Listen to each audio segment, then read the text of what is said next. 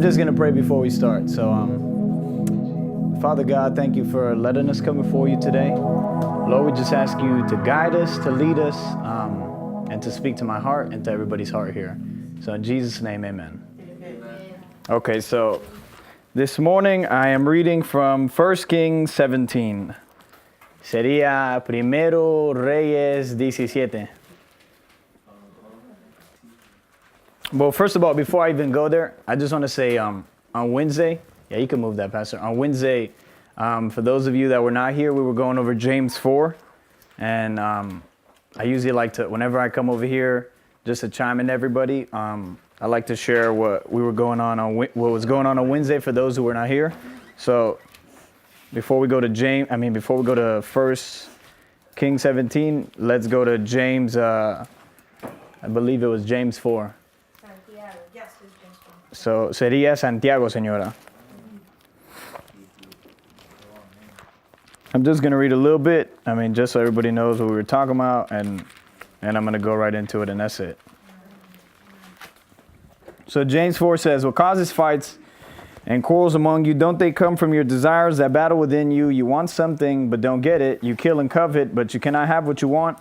You quarrel and fight. You do not have because you do not ask God. When you ask, you do not receive because you ask with wrong motives, that you may spend what you get on your pleasures. You adulterous people, don't you know that friendship with the world is hatred toward God? Anyone who chooses to be a friend of the world becomes an enemy of God. Or do you think Scripture says without reason that the Spirit He causes to live in us envies intensely, but He gives us more grace? That is why Scripture says God opposes the proud but gives grace to the humble. Submit yourselves then to God and resist the devil, and he will flee from you.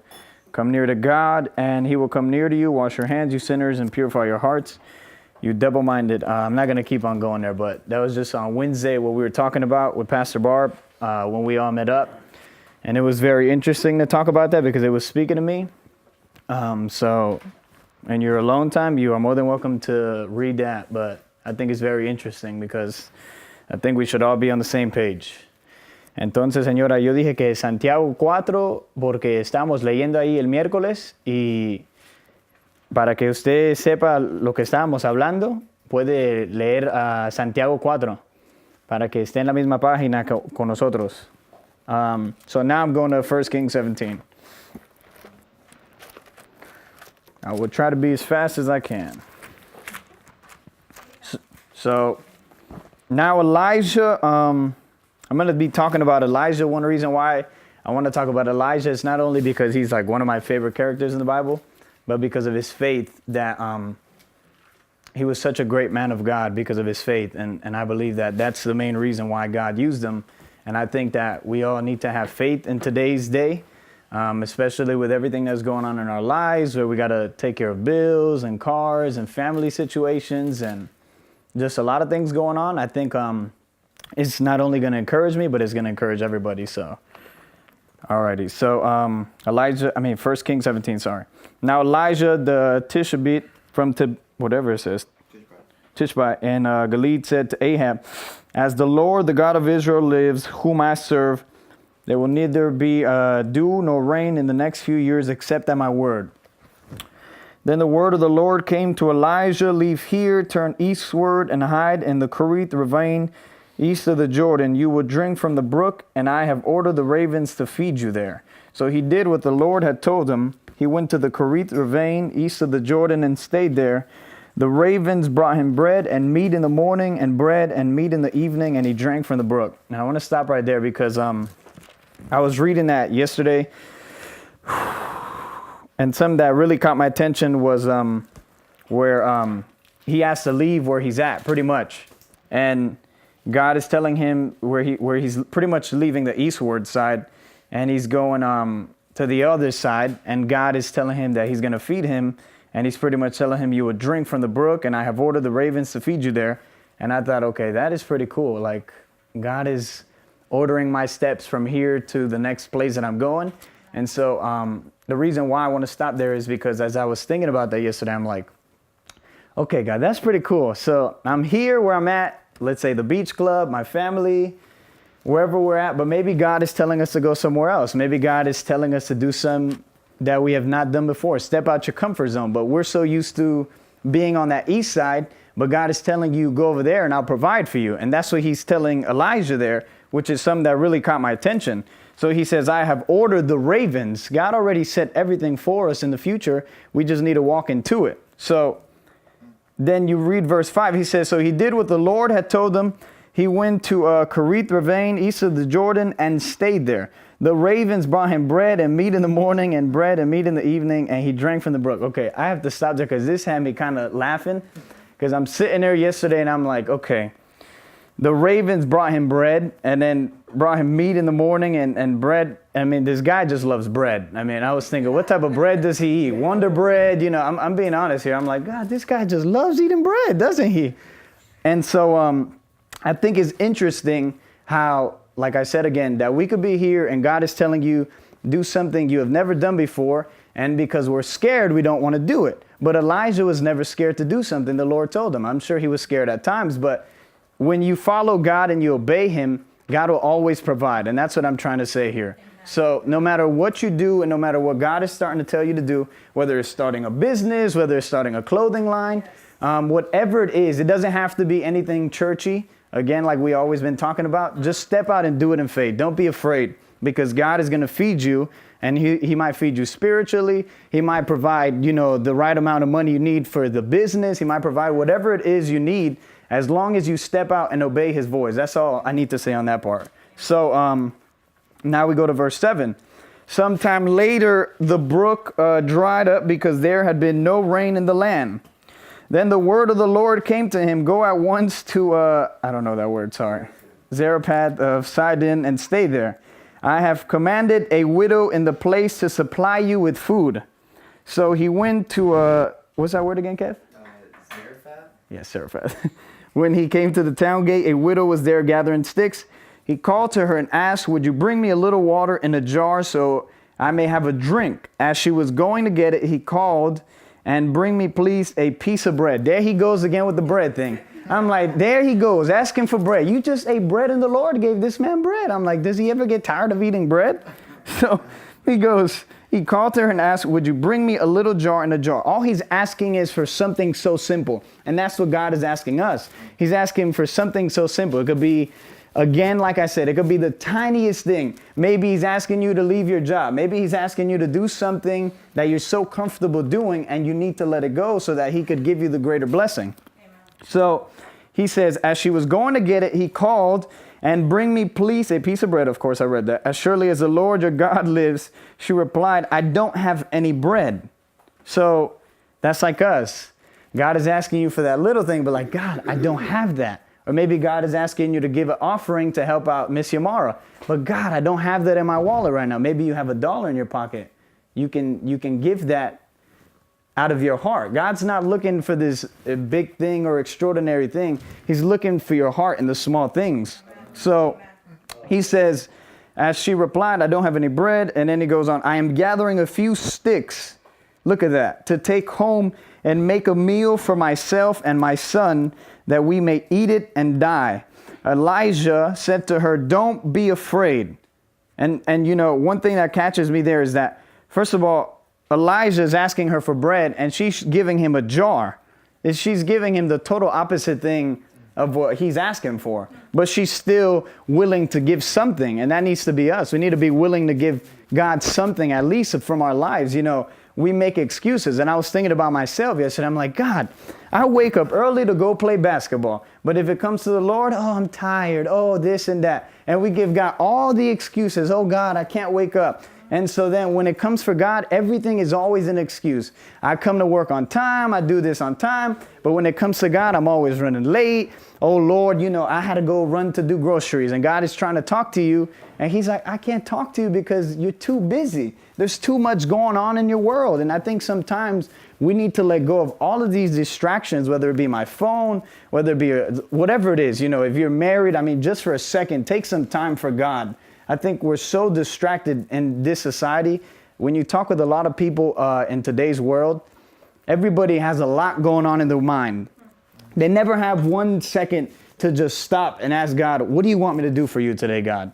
And I'm talking to myself because I get on going and I'm like, okay, God, I'm going to do this. I'm going to do that. But what if God has something specific for me today to do, like he was doing for Elijah in that time? And he says, I'm going to feed you there. I'm going to provide something for you that I've never done before. He's bringing ravens, which is pretty cool. I mean, like, who doesn't want to get fed by birds? That's pretty cool, though. But still, like, you think about that. It's like, do we ever take the time to just stop and say, God, what do you want me to do for you today? What do you need me to do for you today? Not what I expected 2 weeks ago. Not let me go in the same routine and do the same thing that I've been doing every single day. No, God, what do you want me to do this moment, this second? Because God is doing great things already every day. So we just have to walk into it. So he says, go home and do as you have said, but first make a small cake of bread for me from what you have and bring it to me, and then make something for yourself and your son. For this is what the Lord, the God of Israel, says, the jar of flour will not be used up, and the jug of oil will not run dry, and till the day the Lord gives rain on the land. She went away and did as Elijah had told her. So there was food every day for Elijah and for the woman and her family. Look at that. Every single day there was food for her and for Elijah. And that is pretty awesome. When you do what God tells you to do, God will always provide every single time. And I can testify to that. Like I always tell Pastor Barb and Pastor Juan, God has always been good to me, and he's good to every single one of us. But maybe God is telling us something in this season that we need to give up something in order to move on to the greater things that he has for us. But because of fear, we're not doing it. But there goes that perfect example of why God is always going to come through. And for the jar, which is verse 16, sorry. For the jar of flour was not used up, and the jug of oil did not run dry, in keeping with the word of the Lord spoken by Elijah. Now verse 17 says, sometime later the son of the woman who owned the house became ill. He grew worse and worse and finally stopped breathing. And how many times in our life, like, things start going wrong? Just maybe we don't have enough money for the bills, maybe I got to move out of my house. Maybe there's a lot of things going on. And, I'm just sitting there the other day and just being real, you start writing down your thoughts, because I think sometimes I could just come up here and start being someone I'm not. But I just started writing down like the things that were on my mind. Okay, maybe starting a new business, maybe a relationship, maybe this. And all these things are going on in our mind. And we are so distracted. Meanwhile, God is speaking to us. And he's telling us to do something, but because of all of this overthinking and everything that's going on, we're missing out because God had already provided the help, and it could be right in front of you. Like Pastor Barb was saying that the other day, it just came back to my mind. Maybe somebody that you've been praying for or the right connection for your job is already right in front of your door. You just got to open the door and the person's right there. But because we're like making these long prayers and like, God help me, God this, and God is like, I'm right here, hello, help me. He's like, I'm trying to help you, but you don't want me to come in. So I think we just need to be patient and learn to continue to walk in what God is leading us to do and not be afraid to open up those doors. And even if it requires a big step of faith, let's not be afraid to do it. Que no tengamos miedo de ser algo que Dios nos está tratando de decir. Si Dios te está diciendo que hagas algo nuevo, si, por ejemplo, creer en fe que mi cuerpo está sano, hay que confiar en la palabra del Señor y no tener miedo, porque Dios está hablando y lo que pasa es que siempre estamos distraídos con el trabajo, con el carro, con el novio, con la esposa, y nunca tenemos un segundo para hablar con Dios, y Dios quiere hablar con nosotros. Entonces hay que parar un momento y escucharle a Dios. Pero la cosa que yo estoy diciendo aquí es que Elijah no tenía miedo de nada de lo que Dios le decía. Si Dios le dice, ve para la esquina y compra pan cubano, él no tenía miedo. Él lo hacía. Pero también hay que hacer lo mismo, que hay que obedecer a Dios. Y yo lo que estoy diciendo también es que a lo mejor Dios está diciendo, como ya repetí, que hay que hacer algo nuevo. Y se siente como que es una nueva temporada en nuestra vida y hay que dejar lo viejo y entrar a lo nuevo. So we have to let go of the old things and go into the new things. And God is opening up a new season. But sometimes we just keep sitting there like, God, again and again. And one of the greatest things I've ever heard in my life is, and that really changes me, is you think, I'm waiting for God. No, God is waiting on us. He's like, I'm waiting on you to take a step of faith. I was talking about that with Tim not long ago too. He says, I think it was like a week or 2 weeks ago, just talking about it with him. He's like, what are you going to do next, Miguel? And I'm like, I know what I'm going to do next. But, you sit there, you just talk about it, and you're like, are you really going to take that step of faith to do what you feel led in your heart to do and not caring about what other people think about you? Because that's another thing that crosses your mind. Because I'm sure Elijah could have been like, but Lord, what if it doesn't work out? What if I go to this side and the birds are not there? Because, that's the simplest things we start thinking about. What if the ravens don't show up and the bread is not there? But what if God already told you to do something? He already provided before it happens, because he can never change who he is. If he says, I'm going to provide, he already did it then. You just have to believe it and walk into it. But sometimes, I'm talking to myself, we start there, we overthink, we worry about this, we think about my mom, I'm thinking about my dad, I'm thinking about my car, I'm thinking about getting married, I'm thinking about my shoes, I'm thinking about my new job, my new boss, and all of this stuff is going on, and God is like, I'm trying to tell you something. I'm about to do something in your life, but you are so distracted and you are not listening to me. And I'm trying to provide for you in this new season in your life, but once you begin to move in faith, you will only see what I'm about to do. And that's what God is doing with Elijah there this whole time. And this thing that gets me is on verse 17 is sometime later, the son of the woman who owned the house became ill. She grew worse and worse and finally stopped breathing. She said to Elijah, what do you have against me, man of God? And that's like us sometimes. Something is going wrong in our world and we blame it on God. God, what are you doing? God, why is this happening? And it's your fault. You're not trusting God. Oh God, the door closed. Oh God, my mom is sick. Oh God, the job is going crazy. What are you doing in my life? And God is saying, where is your trust in me in spite of all of this? And I think God was speaking to my heart the other day when I was at work. There's so much craziness going on in the seasons. And in the holiday, you got to run to get a package and people getting me upset. And I got to run back and forth. I'm like, God, these people are driving me nuts. So I felt like God spoke to my heart that there is still some people out there that still appreciate what we do. And this guy came up to me and he's like, Miguel, thank you so much for what you do for me and my family. And it just touched my heart because I was like, I thought for a second, I was like, look, all of this craziness is going on, but yet God is still good. He still provides. It could be a simple encouragement through somebody at work. Hey, thank you for what you just did, Miguel. And I was so upset in the moment. I'm tired of these packages. I'm tired of these people. I quit. I was like so upset. And then here comes this one guy, again like God. He knows what you're thinking about. And he knows where you're at. And he knows where you're going next. So we need to stop worrying because that's all we do as humans. Estamos pensando en mañana, en, ay, ¿qué me voy a vestir mañana? Tengo que hablar con la pastora. I got to do this. I got to do that.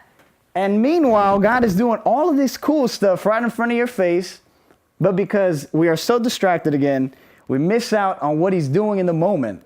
And that is the saddest part about it, because we can't go back to that moment. And sometimes I think we miss opportunities because we're so caught up with what could have happened, what would have happened, and that's never going to happen. You just have to live in the moment. So he says, what did you do against me, man of God? Did you come to remind me of my sin and kill my son? Give me your son. Elijah replied, yeah, that's a man of faith. He took him from her arms, carried him to the upper room where he was staying, and laid him on his bed. Elijah could have got discouraged too. He could have gave up and said, you know what? I'm done.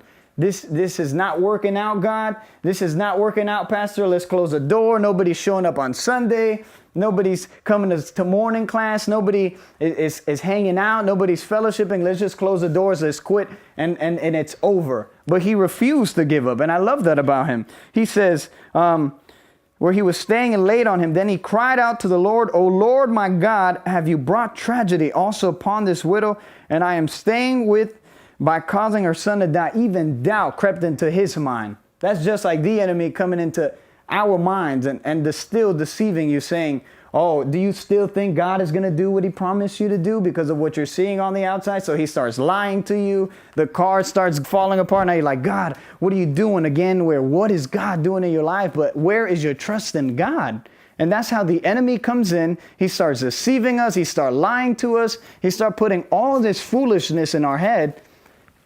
And God is about to do something here. Because he says, then he cried out to the Lord, "O Lord my God." Okay, verse 21. I read that already. Then he stretched himself out on the board 3 times and cried to the Lord, "O Lord my God, let this boy's life return to him." The Lord heard Elijah's cry, and the boy's life returned to him, and he lived. Elijah picked up the child and carried him down from the room into the house. He gave him to his mother and said, "Look, your son is alive." Then the woman said to Elijah, "Now I know that you are a man of God, and the word of the Lord from your mouth is true." And I think, just reading that part right there, we just need to step out and do whatever God is telling you to do. Don't be afraid to do it. Don't think about what that next person next to you is thinking about. In spite of what's going on in our lives and the chaos and the mess, God is still God.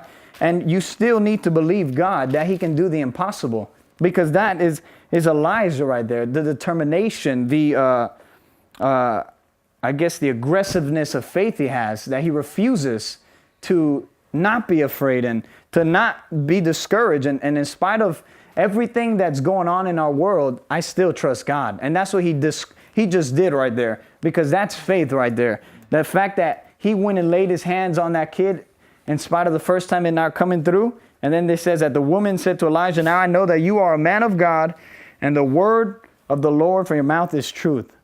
Because he was speaking truth. Because our actions speak louder than words. Because he could have just said a word and that's it. But he follows it with his actions. And your actions speak louder than your words. So sometimes it could be telling people this and that, but it's your actions that speak louder. And I was talking about that with my coworker the other day. Because I know she's in a relationship and whatsoever.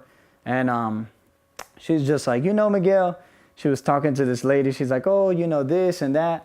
I said, "Do you understand that your actions speak louder than words? Somebody can tell me they love me, but if your actions don't match up with your words, you don't love me. That's it." And I think, at the end of the day, it's either you believe God, either you trust God and you step out in faith, or you're going to miss out. And that's it. And God will pick someone else up. And he'll take off right from where he was, because we do things quickly around here. I believe that's what God does. He just moves quickly. And you need to hop on the train and let's get going, or you just get left behind. Elijah was not afraid to do whatever God was telling him to do. That is very amazing, because you could get very discouraged throughout the week. A lot of things come in your mind. You're at home. And for me, it's been very challenging because, I'm like, God, I'm at home every day.